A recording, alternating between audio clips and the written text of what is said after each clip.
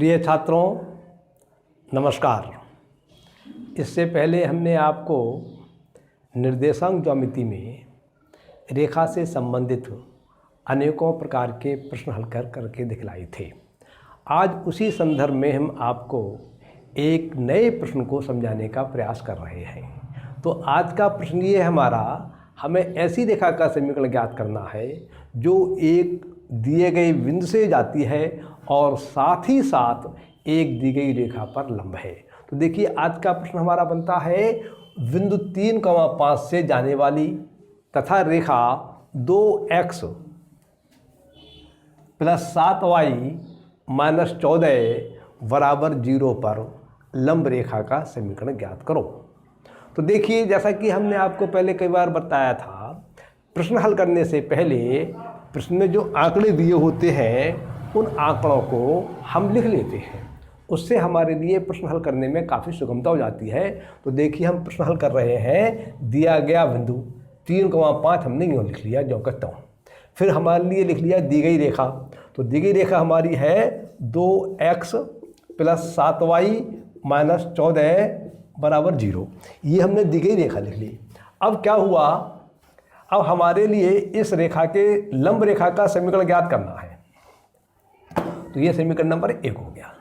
अब देखिए इस रेखा पर जितनी भी रेखाएं लंब होंगी उन सभी रेखाओं का समीकरण जो होगा वो होगा 7x - 2y + λ = 0। तो हमने लिख दिया दी गई रेखा पर लंब सभी रेखाओं का सामान्य समीकरण, मतलब लैम्डा की वैल्यू बदलती रहेगी, रेखा का समीकरण बदलता रहेगा।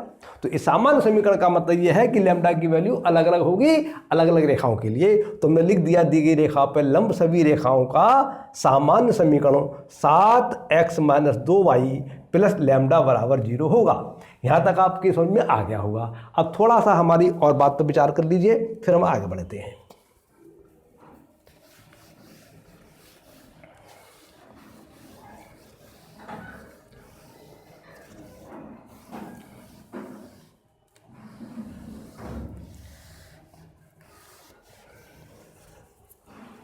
मान लीजिए आपकी दी गई रेखा 1 है और इस रेखा का समीकरण है आपका 2x + 7y - 14 = 0। तो देखिए इस रेखा पर लंब जो है 1-2 रेखाएं नहीं होंगी, अनंत रेखाएं होंगी। एक रेखा ये होगी, एक रेखा ये होगी, एक रेखा ये होगी,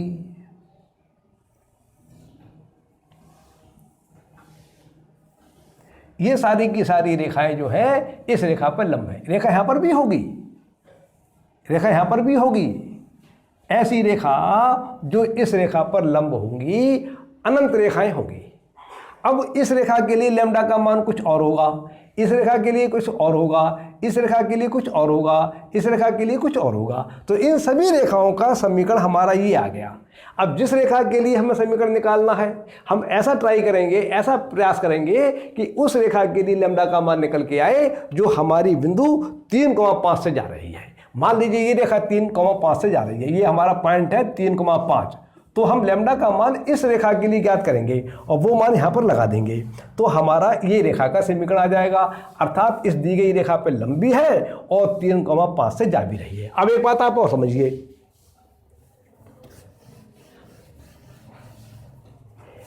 इस रेखा पर जितनी भी लंब रेखाएं हमने खींची थी उन सबका समीकरण ज्ञात करने के लिए क्या करते हैं, x के और y के गुणांकों को आपस में बदल देते हैं। तो ये हो जाएगा 7x और 2y + λ = 0। हमने ये लगा दिया।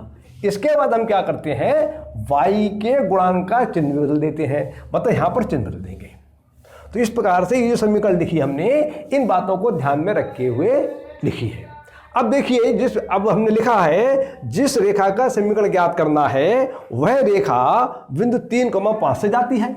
तो ये समीकरण नंबर 2 जो है हमारा, इसमें x के स्थान पर 3 और y के स्थान पर 5 लगा देंगे तो हमारे लिए लैम्डा का वह वाला मान प्राप्त हो जाएगा जो हमारी अभीष्ट रेखा के लिए चाहिए। तो हमने लिख दिया, अतः समीकरण नंबर 2 से x के स्थान पर 3 लगा दिया और y के स्थान पर 5 लगा दिया, तो लिख दिया 2 गुणा 7 माइनस 2 गुणा 5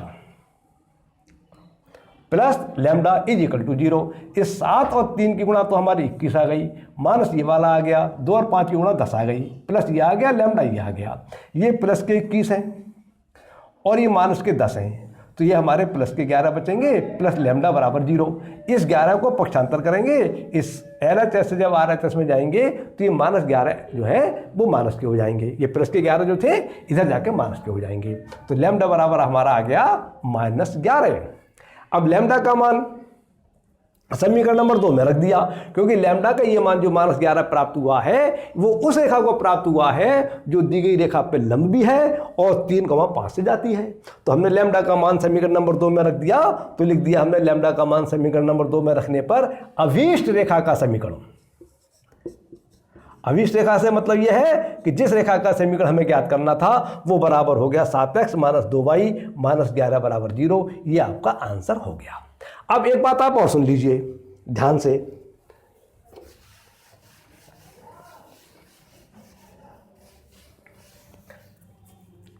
जैसे आपका ये वाला समीकरण दिया हुआ था रेखा का,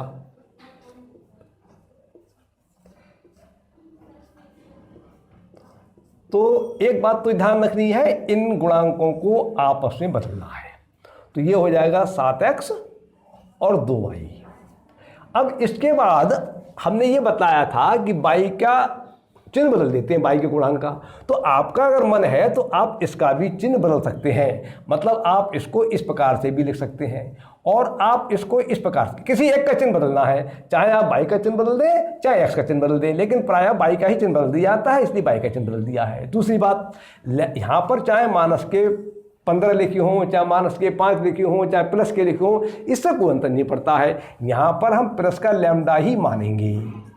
अगर आपका मन है हम माइनस का लैम्डा माने तो आप माइनस का लैम्डा मान लीजिए, और आपका मन है हम लैम्डा इधर नहीं मानना चाहते हैं, RHS में मानना चाहते हैं तो RHS में आप लैम्डा मान लीजिए। आपका मन है हम माइनस के लैम्डा मानेंगे तो आप यहाँ पर माइनस के लैम्डा मान लीजिए। लेकिन इन सब में जो सबसे अच्छा तरीका है, जो याद करने में और प्रश्न को हल करने में आपको सहायता सुगमता देगा, वो यही है कि x और y के गुणांक बदल दीजिए, y का चिन्ह बदल दीजिए और प्लस लैम्डा इधर ही मान लीजिए। यहाँ पर इससे कोई मतलब नहीं है कि यहाँ पर माइनस का है या कांस्टेंट ये या प्लस का है, और आप लैम्डा चाहें इधर मान लीजिए, इससे कोई अंतर नहीं पड़ता है। इस प्रकार से आप इन प्रश्नों को हल करेंगे, आपके सभी प्रश्न सुगमता से हल हो जाएंगे। बस ये ध्यान रखना है कि लंब रेखाओं के समीकरण को प्राप्त करने के लिए हम किन किन बातों का ध्यान रखते हैं।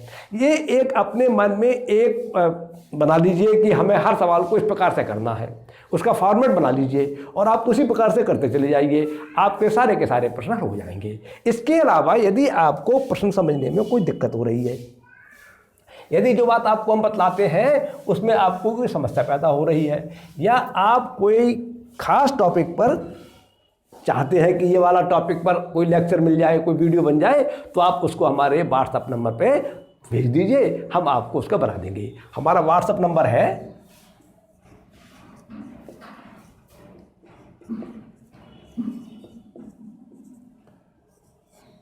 94-125-17-959। और इसके अलावा अगर आप चाहें तो कमेंट्स बॉक्स में जाकर भी कमेंट्स लिख दें, हम आपके प्रश्न का उत्तर देंगे। आपकी पाठ्य पुस्तकों में इस तरह के अनेकों प्रश्न दिए होंगे, उन प्रश्नों को हल कीजिए। हल करने में आप ये कतई मत देखिए कि आपकी पुस्तक में उदाहरण किस प्रकार से दिया गया है।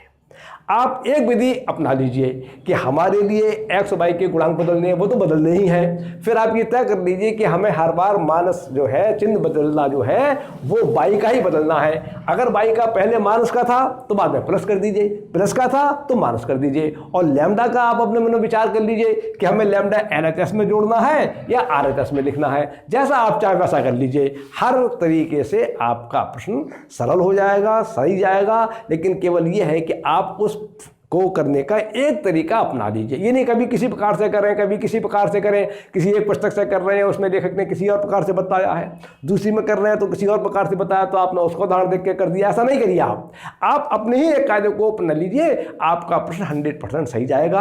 अब इस बातों को विचार कीजिए। अब हम अगले वीडियो में आपको कोई नई बातें बताएंगे आपके मतलब की। तब तक के लिए आप अभ्यास कीजिए, प्रयास कीजिए। धन्यवाद।